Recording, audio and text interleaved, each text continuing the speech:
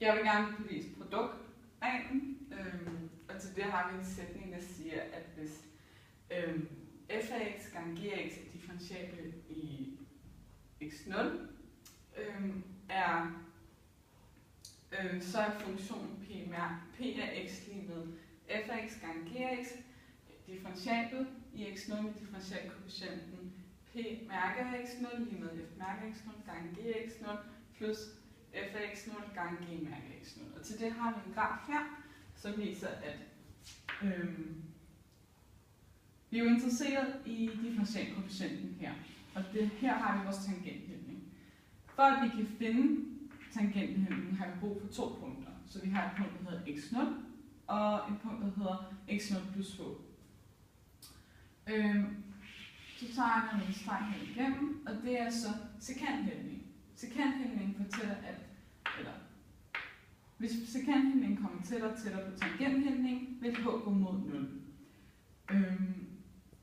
Og derfor vil vi så få en sekanthældning, der er tættere på der er tæt på tangenthældningen.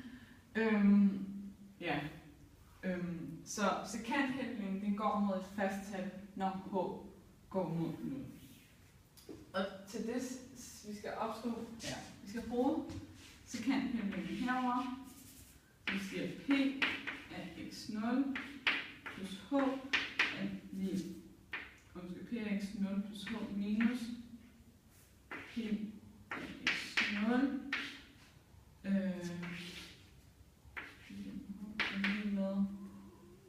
er lige med f af x0 plus h gange g af x0 plus h minus f af x0 gange g af x0 divideret med h. Ja.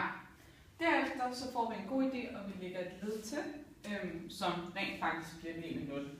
Og ledet er således f minus f af x0 gange g af x0 plus h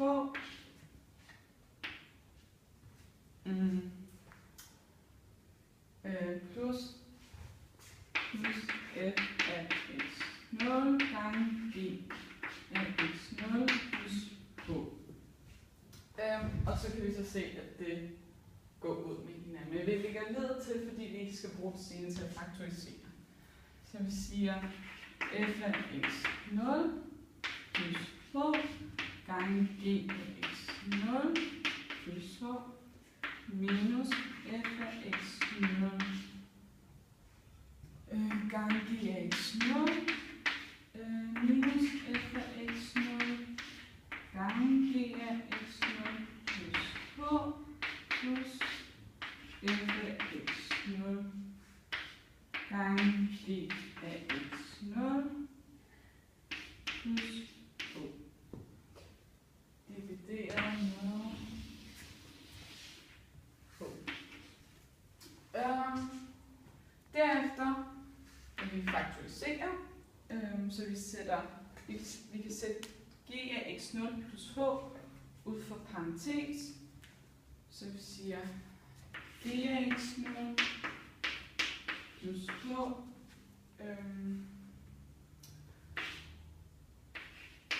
f af x0 plus h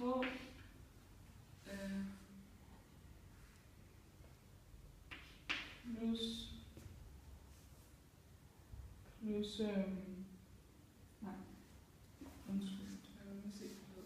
minus f af x0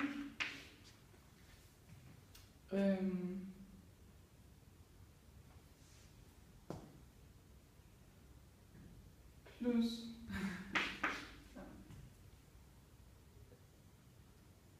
plus f af x0 gange g af x0 plus h minus g x0.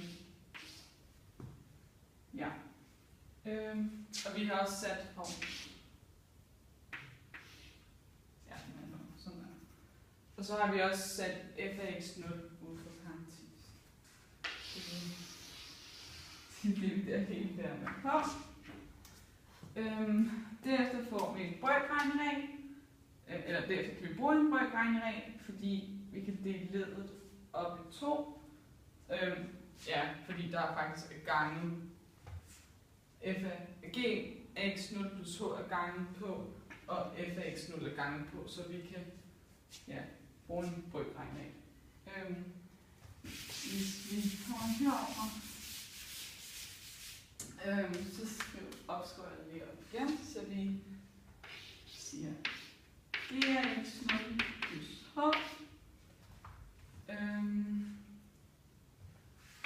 gange f af x0 plus h minus f af x0 plus h. Minus f af x0 divideret med h plus f af x0 plus h gange g af x0 gange g af x0 plus h minus g af x0. Ja, jeg håber, du kan se det. Divideret med h. Derefter skal vi så bruge en regneregel. Brøkregneregel igen, fordi at vi har delt leddet op i 2 brøker, og nu er g af x0 plus h gange på, og f af x0, og den kan vi så rykke ned ved siden af brøken. Så hvis vi siger g af x0 plus h gange f af x0 plus h minus f af x0 divideret med h plus f af, vi rykker f af x0 ned, gange g af x0 plus h minus g af x0 plus, minus g af x0 divideret med h. Og nu kan vi se, at vi har fået noget, der minder om den definition, vi har. Og det er så, altså vi kan se, at det er det samme som definitionen. Så hvis vi lader g af x0 plus h gå mod, vi lader g af x0 plus h gå mod g af x 0, g af x0, når h går mod 0.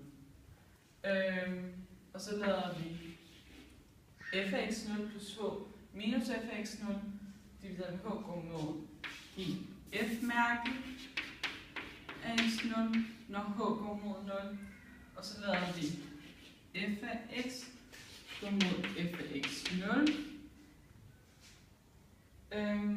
Og så går g af x0 plus h minus g af x0. Det går mod g mærke af x0, når h går mod 0.